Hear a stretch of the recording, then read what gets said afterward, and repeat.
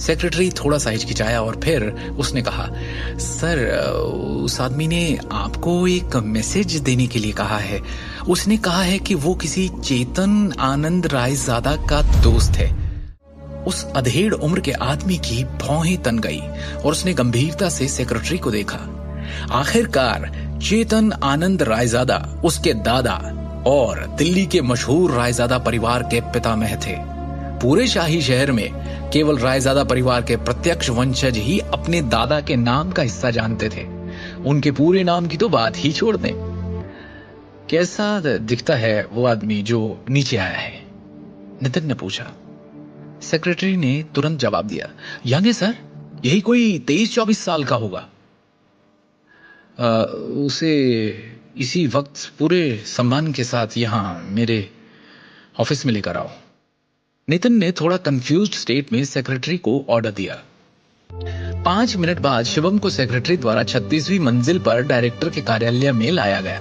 पर जैसे ही शिवम ऑफिस के अंदर आया, वो नितिन के सामने एकदम भरकर बैठ गया।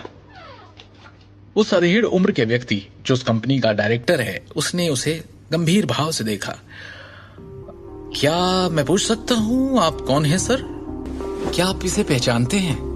शिवम ने वो हरा जेड पत्थर जो उसे निशानी के तौर पर गुरुजी से मिला था, उसे निकालते हुए कहा। उस जेड पत्थर की सतह को जटिल पैटर्न के साथ उकेरा गया था, जबकि चरित्र रायजादा को केंद्र में अंकित किया गया था। ये तो... नितिन ने हैरान भाव से उस हरे पत्थर को देखा। उसका दिमाग अभी भी अस्पष्ट था और उसमें हजारों सवाल थे।